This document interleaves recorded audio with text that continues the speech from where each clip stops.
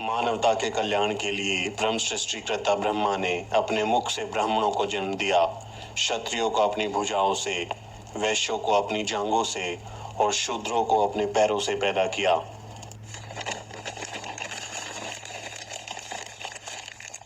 भगवान ने कहा है कि एक शूद्र का कर्तव्य है कि ऊपरी वर्णों की श्रद्धा पूर्वक सेवा करे। उसका यही धर्म है।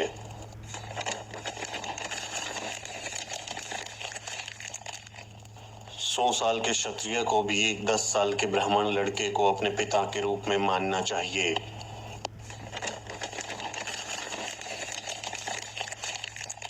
ब्राह्मण को भोजन के लिए कभी भी अन्य वर्णों के व्यक्तियों को आमंत्रित नहीं करना चाहिए। अगर कोई ब्राह्मण से भोजन मांगता है तो ब्राह्मण कुछ बचा खुचा दे सकता है, लेकिन वो भी उसके नौकर घर के बाहर देंगे।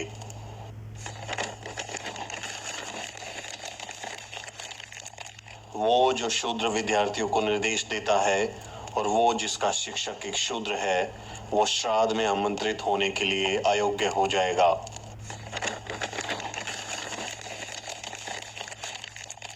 एक शूद्र शिक्षा प्राप्त करने के लिए अयोग्य है। ऊपरी वर्ण शूद्र को शिक्षा या सलाह ना दें।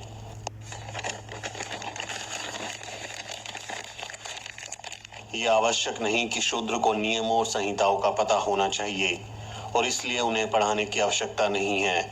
जो इसका उल्लंघन करेगा वो नरक में जाएगा।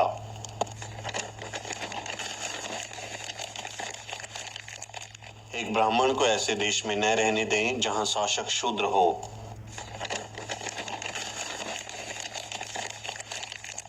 शूद्रों की उपस्थिति में वेदों को कभी नहीं पढ़ना चाहिए।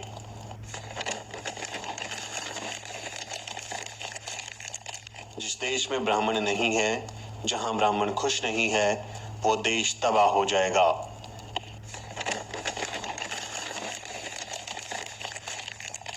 सिर्फ एक ब्राह्मण सभ्य होता है, वो न्यायाधीश के रूप में कार्य करे, लेकिन शूद्र कभी ऐसा नहीं कर सकता।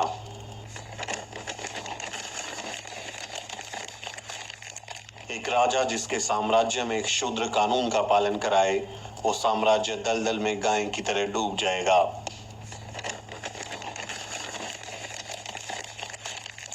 अगर कोई ब्राह्मण को गुलाम बनाने की कोशिश करता है तो उस पर 600 पण का जुर्माना लगाना चाहिए।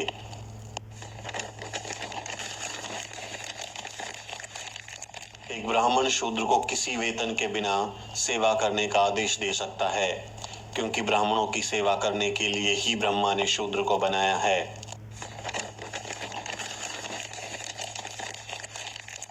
भले ही एक ब्राह्मण शूद्र को गुलामी से मुक्त कर दे, लेकिन शूद्र फिर भी गुलाम बना रहता है। किसी को भी उसे मुक्त करने का अधिकार नहीं है।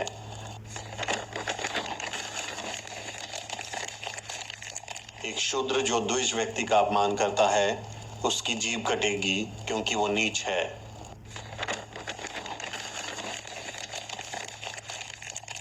अगर शूद्र द्विज नामों और जातियों का उल्लेख करता है तो एक 10 उंगली लंबी लोहे की कील गर्म करके उसके मुंह में डाल दी जाए।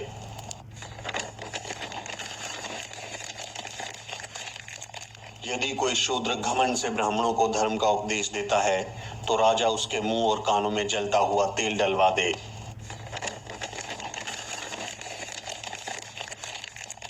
एक शूद्र जो ऊंची जाति के महिला के साथ संभोग करता है तो उसे मौत के घाट उतार दिया जाना चाहिए और उसकी संपत्ति को जब्त कर लिया जाना चाहिए।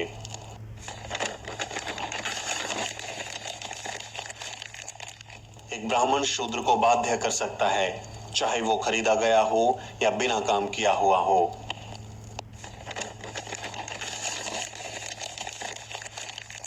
किसी भी शूद्र के पास खुद की संपत्ति नहीं होनी चाहिए।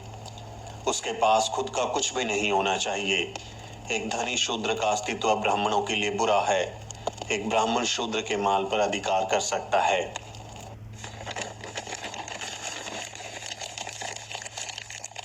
एक ब्राह्मण बिना किसी हिचकिचाहट के शूद्र की संपत्ति जब्त कर सकता है।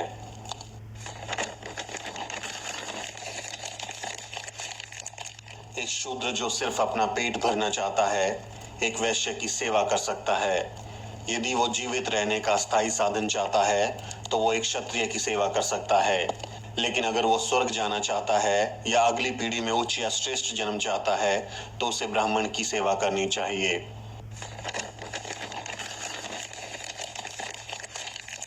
एक शूद्र का सबसे पवित्र कर्तव्य ब्राह्मणों की सेवा करना है। हमेशा ब्राह्मण शब्दों का अत्यंत भक्ति के साथ पाठ करना चाहिए। ऐसे शूद्र को मोक्ष मिलेगा, अन्यथा वो बहुत बुरी मौत मर जाएगा और सबसे बुरे नरक में जाएगा।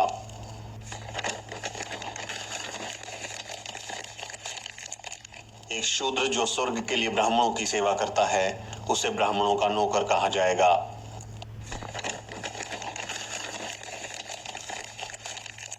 शूद्रों का सबसे बड़ा काम सिर्फ ब्राह्मणों की सेवा करना है।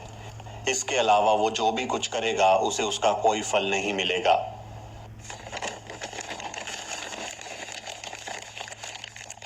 ब्राह्मण शूद्रों को बचा हुआ भोजन, पुराने फटे कपड़े, खराब अनाज और पुराने बर्तन दे सकता है।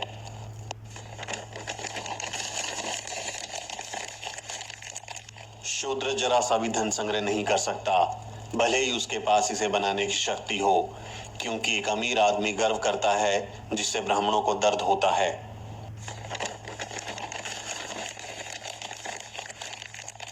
एक ब्राह्मण शूद्र से कभी भीख नहीं मांगेगा।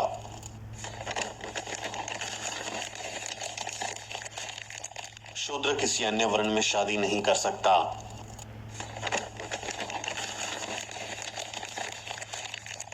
एक ब्राह्मण के नाम का पहला भाग कुछ शुभ संकेत देता है।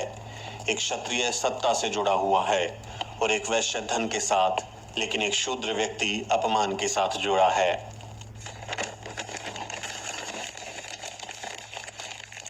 एक ब्राह्मण के नाम का दूसरा भाग क्षत्रिय का एक शब्द सुख देने वाला शब्द होता है, जो वैश्य की रक्षा करने वाला और शूद्र की अभिव्यक्ति निरूपण सेवा का शब्द व्यक्त करने वाला होता है।